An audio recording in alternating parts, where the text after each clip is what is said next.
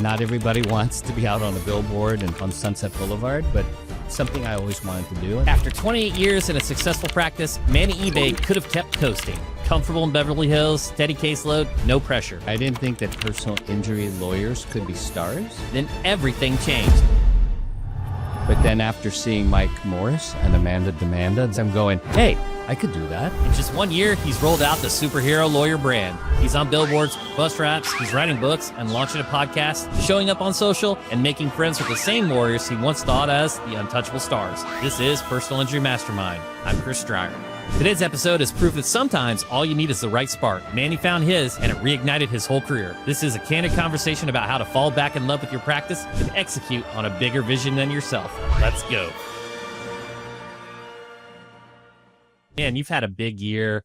Bus wraps, billboards, the brand rollout. You just gave me another update on a book series that you're writing. Let's start out with the wins. What's lighting you up right now? Well, I mean, I'm very excited about the superhero lawyer brand. You can kind of see in the back. You can't see my two superhero heroines in the back. They're probably a little bit better looking than me, so you probably should show that. And, you know, it's just the beginning. They're only been up for 6 months. I mean, the conference we went to was September, right? Mm-hmm. And that's where the whole thing, the genesis of it all. I mean, I went to that conference kind of because, I've been a lawyer for 28 years and, I'm doing okay. I'm doing fine. I could have just stayed in my Beverly Hills bubble and taken it easy instead of, go in and maybe listen to SEOs and sitting in a hotel lobby. But then somebody said, hey, you know what? You probably need to do this. You need to do more stuff relating to the law because, just kind of coasting. So I went to your seminar and it was nothing what I expected. I thought, I'll get a few hacks and maybe a few tricks of, what I can do to my website or something like that. But really what I felt from your conference was the excitement and the star power. I mean, I didn't think that personal injury lawyers could be stars. But then after seeing Mike Morris and Amanda Demanda, that's really the highlight for me because I'm going, hey, I could do that. I think I'm a little cuter than Mike Morris. I think I can be up there and my personality is just as good and Amanda's great. So I thought, okay, I got to start thinking along those lines. And I went through the conference. It was good, very entertaining, lots of fun stuff. Quick pause here. Did you catch what Manny just said? He's been practicing law for 28 years, coasting, and then he comes to PIMCON, the Personal Injury Mastermind Conference, and it lit the fire that launched his superhero lawyer brand. Billboards, bus wraps, even a book series. That spark started our event, the one based on this podcast. If you're listening to this before October 5th, there's still time. PIMCON 2025 is happening at the Phoenician in Scottsdale, Arizona, October 5th through 8th. If you've been thinking about how to stand out, how to create your version of the superhero lawyer, this is where it happens. Go to PIMCon.org right now. Lock in your spot today. Don't coast. Come get your spark. All right, back to the show. On the plane ride back on the way, probably somewhere over Arizona, I thought, okay, I gotta at least start with a billboard. So thinking about the billboard lawyers in LA, and the two that stand out, of course, Call Jacob and Sweet James. So I thought, maybe I can kind of ride on how popular they are and create a billboard that is funny and kind of pokes fun at them. So I created this billboard called, Call Manny Instead. He's sweeter. And I had it all designed. It was all laid out. I had a really good looking picture of me up there. And I already had the billboard company, the perfect spot. I submitted it, paid the money. 2 days later, or 2 days before it's supposed to go up, they said, hey, you know what? You got to take that line out about he's sweeter because he's like our biggest client. We don't want to take a chance. So, of course, I'm very discouraged because I said there's no way I can do that billboard without that. That's the kicker, right? So I just kind of, went back and was sitting around for a couple of days and I was kind of depressed because I'm like, I don't know what I'm going to do now. I thought that was it. But then I was thinking about one of my heroes, Hugh Hefner, and I saw this documentary, which was called Mr. Playboy. And in that episode, the first one, they talk about how he had his whole magazine laid out. They were a week away from printing the first magazine. But at the time, the name of the magazine was called Stag Party. And then he got a letter from a lawyer representing Stag magazine who gave a cease and desist. And he basically got scared and he was like, oh my God, what am I going to do? So then he and his friends, and I think it was Eldon Sellers, who was his mom worked for a company called the Playboy Car Company in the 40s. They just said Playboy and it clicked, and look where we are now. So I kind of thought, maybe this is my Playboy moment. And I just started thinking, and I got this review. I saw a review just randomly on Google, and it was one of my clients. I mean, obviously she wanted to say something nice. So she said, "Man, he got me a great settlement. He's my superhero lawyer." And I thought, that sounds interesting. I don't think anybody else is using that term. So I looked it up. I checked superherolawyer.com. I didn't see anything. So I reserved that domain. And then Halloween, I went out as my costume, kind of dressed up in a black suit, and tie and a cape, a Superman cape. And it's like, people are like, "Hey, that's cool."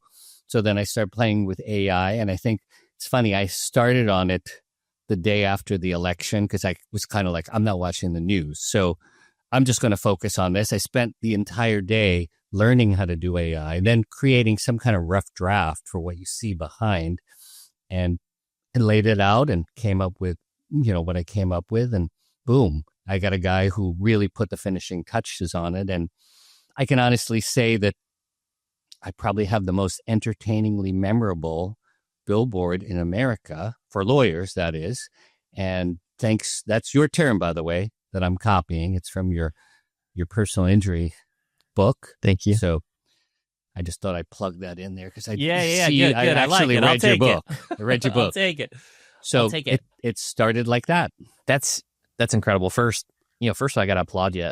A lot of people go to conferences and they don't execute, right? They have these ideas, and I think ideas are a dime a dozen. You probably had a friend that said, "Hey, they had the Facebook idea or whatever," but it's the people that execute. So, I'm seeing the superhero brand behind you. I've seen it on social media, and so you went and executed. Let me ask you this: why now? Why did you do this, and why not in the past? Did you think it was? Did you not understand or think about the impact? I mean, you've seen Imrani and his upside down billboards, and Sweet James has their style of marketing, and what, you saw them on the stage, but what was it about it that said, okay, now is the time?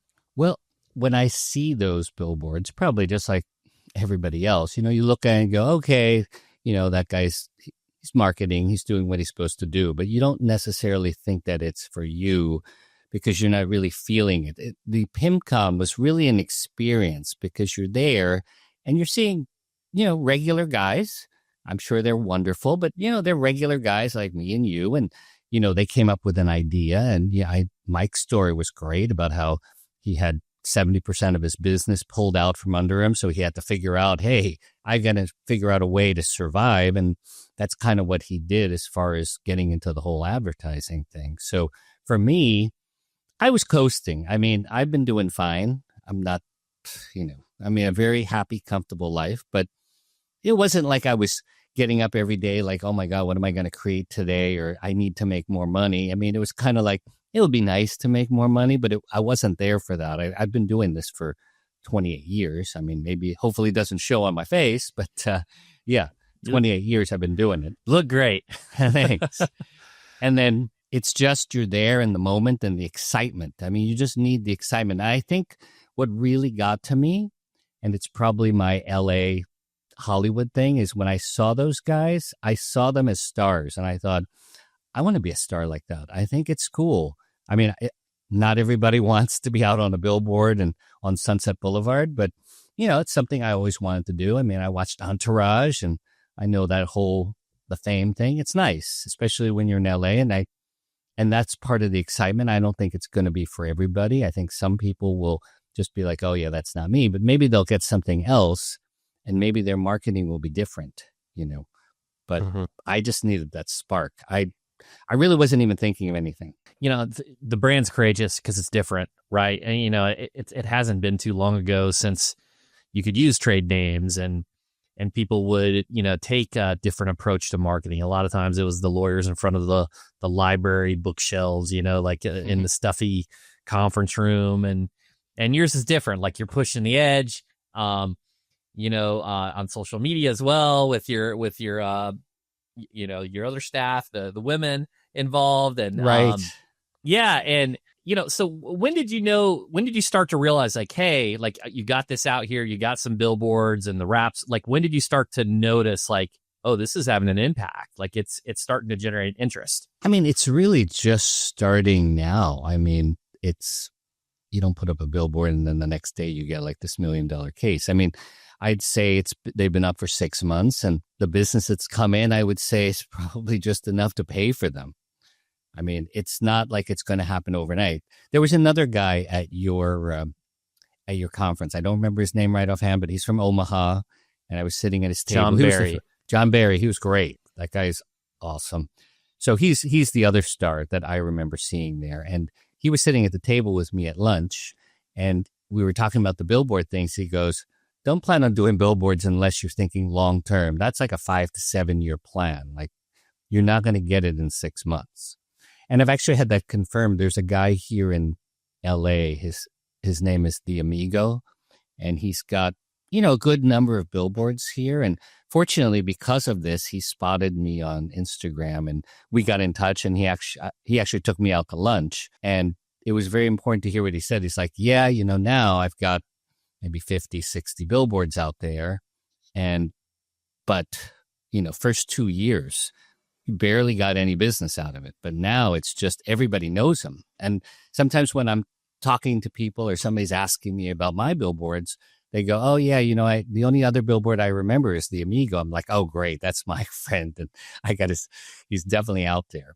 But for me, it's not just necessarily the direct money of it all, because yeah, we're out there, and hopefully we're going to get enough business to pay for the first year. So yes, it might be a break-even thing in the beginning, like John Barry said, but there's other effects to it. Like one, I mean, I got to meet that guy, The Amigo, who found my billboard, and then he got to tell me, like I got to hear it straight from somebody who actually has had to pay for billboards and wait for return. Another interesting story is that one of your prior guests, who's like super big time, and he was going to be the keynote last year but couldn't make it, Mike Alder. He found me on Instagram, and we become great friends. I mean, he's super nice.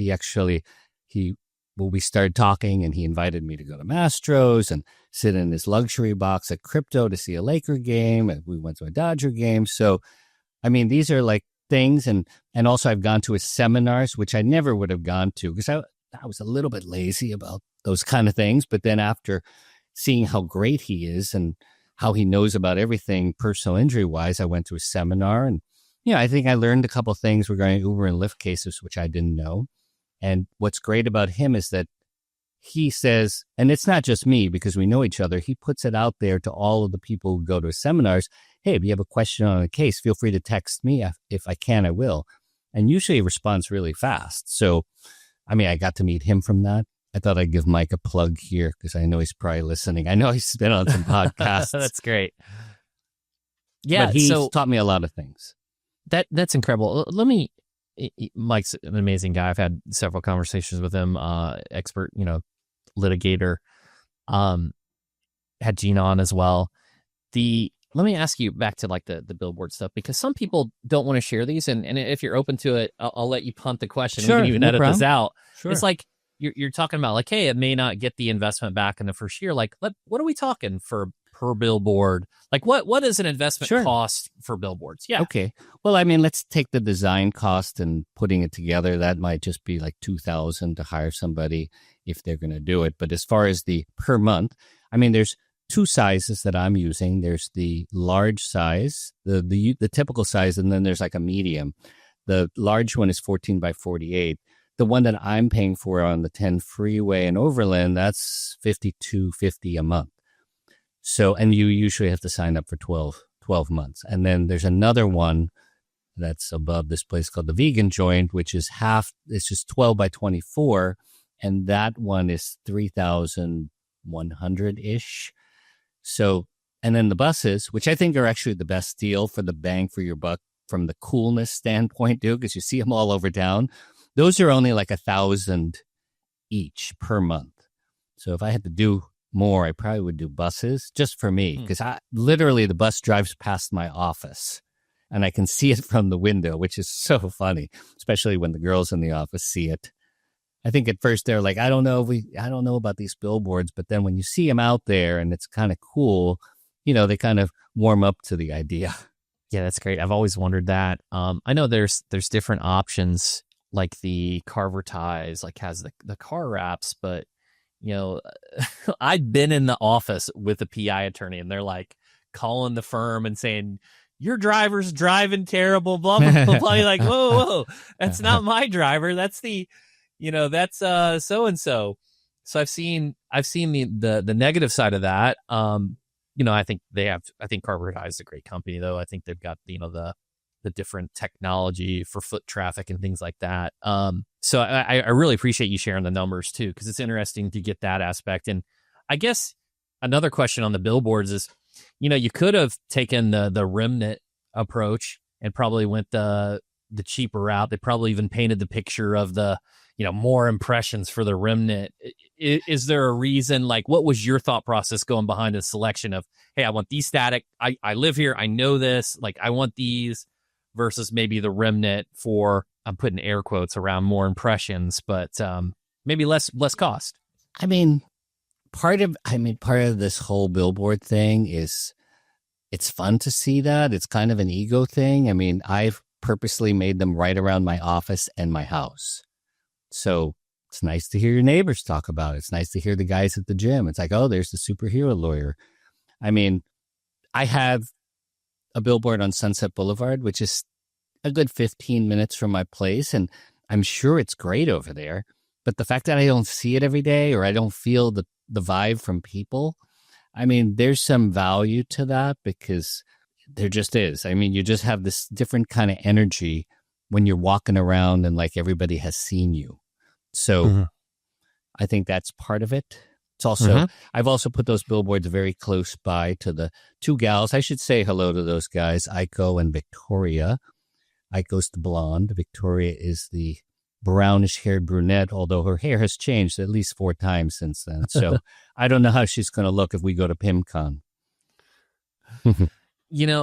First of all, I appreciate the candor and the transparency. I don't think many people would say that, but well, I there's something to it. And look, me being vulnerable and transparent, part of the reason why I opened a legal marketing company was because I wanted to tell my friends and family that I was helping attorneys grow their practice, right? And not just, any business. So I was the same way. I think if people are being honest, there's the status and the ego and things that come involved. I think that's okay. I think, kind of continuing on this, the wraps, we talked about the bus wraps, and now you got the podcast. So talk to me about your strategy on the podcast. And then we got to talk about the book too. Well, as far as the podcast, that's actually getting finalized now. So after putting up the billboards and the buses, and I'm doing some crazy, sometimes fun, sometimes it works, sometimes it doesn't on Instagram Reels, I thought, you know what, I should probably do some kind of YouTube channel. I think I learned from either your book or hearing it directly from Mike Morse that he does a YouTube channel where he just basically walks around and reviews pizza places. And then you had the other guys on your show, the 3 lawyers who were talking about sandwiches. Well, I didn't think I'd want to talk about something to eat. At first, I was going to do, Manny Ibay's reviewing all of the hot happy hours in Beverly Hills. But, after 3-4 episodes, I'm sure people would get sick of it. So I thought I'm going to do something different. I thought, instead of talking about food, I would talk about life, improving life, because I've written a book in the past called Thank You, Tony Robbins, which is a personal development book. And I had this other book that was sitting around for like the last 3 years that I actually started in Paris called Becoming Your Most Attractive Self. But I just, things happen. You just don't get to it. But then after this brand came out, I thought, wow, this is the time to finish that book. So I finished it really fast. It's already on Amazon if anybody wants to check it out. And then from that book, that wasn't the end. It's interesting. I don't know if this is common, prevalent thing for authors to do, but I just had this idea of, hey, maybe I should download my manuscript on ChatGPT and hear what ChatGPT had to say as far as a review. And I did that. And then I got a little crazy and I started asking for Joe Rogan's and Oprah's and Good Morning America and Barack Obama. So, you could do so much. And it's interesting. It's interesting not just to get kind of patted on the back about how good the book is, but they give you a lot of ideas. This is the best thing I found about AI is that you ask for a question like that. And the thing that they came back with is they said, hey, that chapter 13 title, that should be on a hoodie. That should be your next book. And the chapter 13 title is called Discipline is the New Sexy. And I was thinking, well, you're right. That could be and they said it could be an Equinox next slogan, in case Equinox is out there and wants to buy that trademark from me. But so 20 chapters later, I got the second book from the AI reviews. I didn't even think about it. So I did that one. And then after that was done, I thought, hey, everything great in this life, like Star Wars, they've got a trilogy. So I was trying to come up with a third book, and I was thinking what comes after that. And then I thought I really can't think of anything after it because I've already written up to today. So I thought, you know what, I need some kind of prequel. And I thought I've always had this dream after seeing Back to the Future that my current self would time travel back to my 15-year-old loser self in high school and give him all these tips. And now it's like I have all the tips from the first two books. So I pretty much wrote a book called What I'd Whisper My 15-Year-Old Self using the information on the first two books. And I think it's actually going to be the best one of all, just because I'm so passionate about it. I mean, the people in my office, Madison, Gabby, Rafaela, those girls always have to hear about my loser high school stories. And I thought, this is my chance to fix it. This would be my rescue mission to that 15-year-old Manny. So I wrote that book as well. And, I'm going to have a whole bunch of material for the podcast. I've just been so busy writing, haven't been filming. But really, all of it stemmed from the creativity boost that I got from your seminar. I mean, I don't think that's going to happen to everybody. But before then, seriously, I just did settled personal injury cases in the day. 4:30, 5 o'clock, I'd be at Steak 48 having drinks. That's my typical day before. Not that I don't do that now, but now I've got all this creativity that just came out in the last 9 months. So I wanted to thank you for that, by the way. Yeah, like I said, the ideas and everything, it's you that are that's executing, and that's exciting to hear that you've got this, this revitalization, all this creativity happening. And, I think not only the ChatGPT, but it's like now I've got ideas, right? So the other day for you, so I was looking at distribution, the first of the top 5 most visited websites in the United States. Number 1's Google. Number 2's YouTube. Number 3 is Reddit now, surprisingly. So let's just say the top 3 are Google because that's the reason Reddit's number 3. And then you got Facebook number 4, and you got Amazon number 5. Well, what's interesting is Google Ads has an ad platform. Meta, of course, does. So does Reddit. And it's like, well, how do attorneys, it's the 5th most visited site in the United States, but how do they get visibility? And I was just thinking about this. I'm like, well, attorney writes a book, right? You're now on the channel. You can do Amazon ads behind it. You can at least, depending upon how you're going to use it from a strategy perspective. So I think that's unique. I don't think very many people do it. And I applaud you for it. So I think well, thanks. I think that's awesome. I wasn't even thinking about that part, but that's a good idea. Yeah, I think, there's just so many things that you can do with it. Hand it to a potential prospect. It lets them understand you and, develop that trust, that rapport. The other thing I got to just ask, with the superhero brand, I mean, it's probably natural for you to continue to lean into that. Have you thought about doing a comic book? Maybe you settle a case with, a parent, and then they have a child, and then you're like, here's the comic book. Have you thought about maybe leaning more into the direction of the superhero side? That's interesting because we were thinking about doing some kind of comic book style coffee table book, just as a handout when people came in here. I mean, now the current book that I have, which you should be getting in the next few days, it has a picture of the billboard in the back of the book. So it's nice to hand out. And yes, it isn't on the topic of anything legal, but people will be like, hey, my lawyer who just settled my case, he's also an author. Anything like that to adds to you and differentiates you from everybody else, that's a plus. I mean, also there's so much to talk about, we don't have to be talking about the legal stuff all the time. Mm-hmm. And I think also the legal a lot of times has this negative connotation. But on the flip side, you tell people you're an author, it's like, yes. Oh.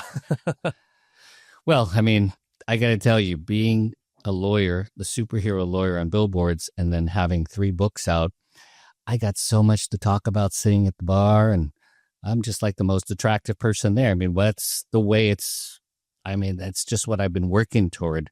So I feel good that I finally got to put it out there and express it such that I have a lot to say about everything, and it's interesting to people.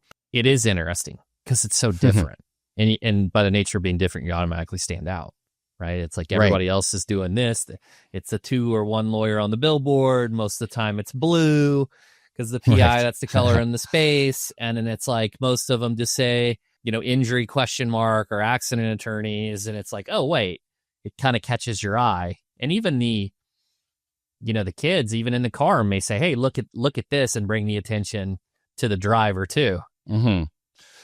But I would say if I had to think of one thing that I got from your seminar, which you really can't put in terms of dollars, and it's not that I came up with the brand or the books, it's the feeling that I have now as far as how I feel about work. Like, I'm very excited about it. I could never say before your seminar that, hey, I mean, I just love this whole being a lawyer thing. Like, yes, I have an easy setup. I have my own office.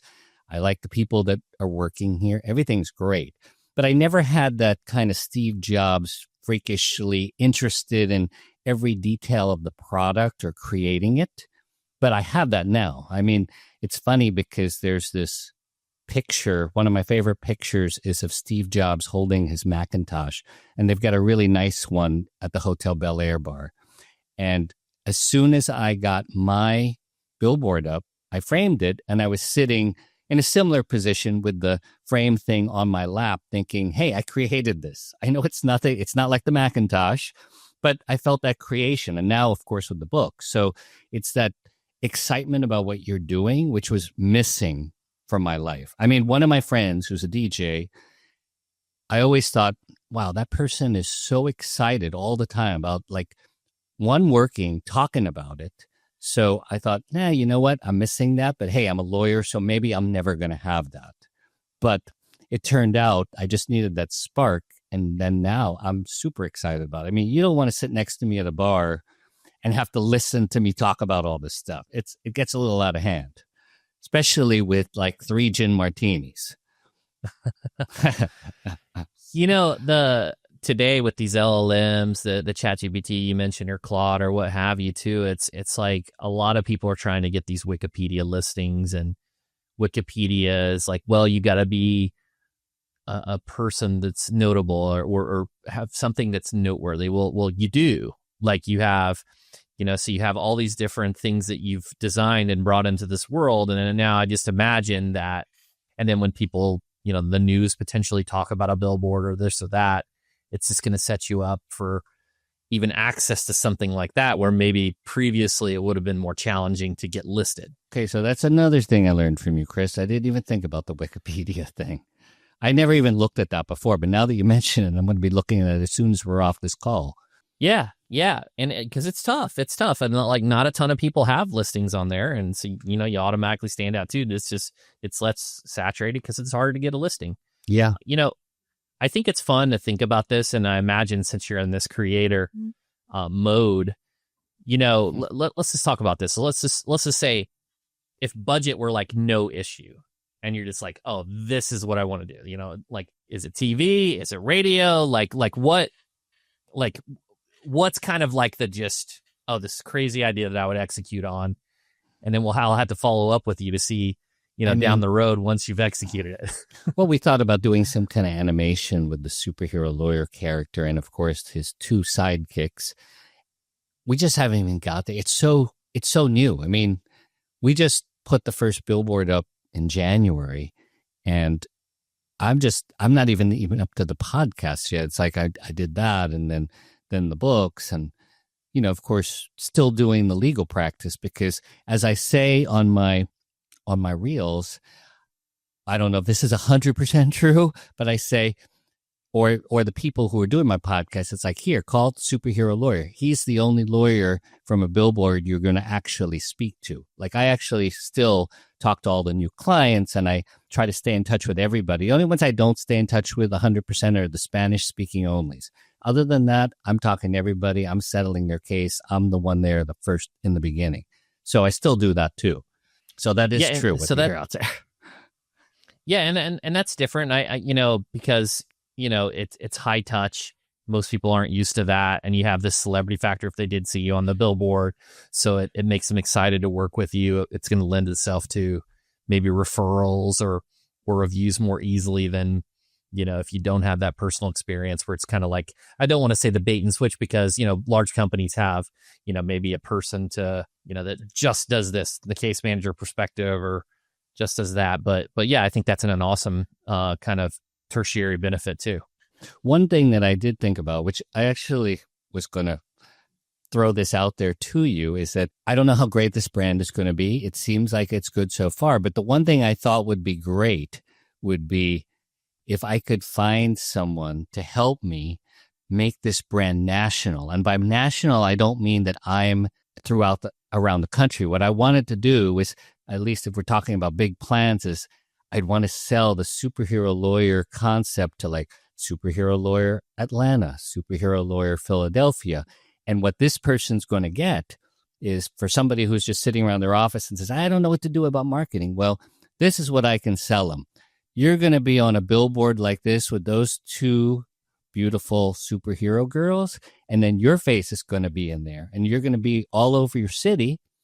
And hey, it can only help your business most likely if you're not doing anything. So that's kind of an idea to franchise it, if that ever happens. Yeah, I think that they're, I would say the Law Tigers people, the Top Dog, the Cochran firm, Top James would be another person to talk to. I think those would all be great people to talk to. Dave Thomas over at Law Tigers. So I think there's something to that.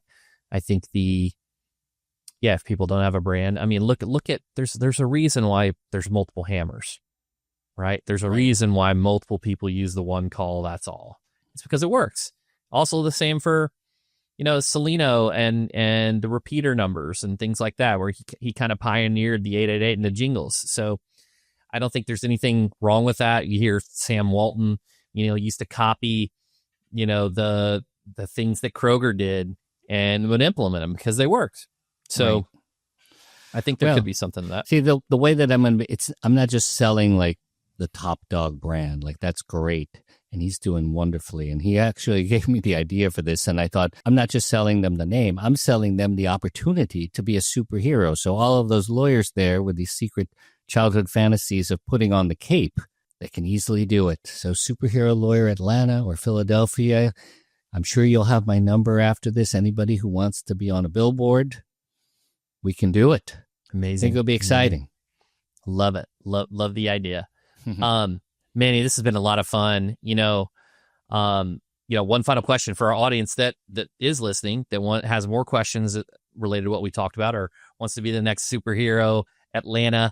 How can they get in touch with you? Well, they can call me directly on my cell phone at 310-903-0077. And I give that out because, Mike Alder, he's super busy and famous, but he lets people text him, and it's been a great contact.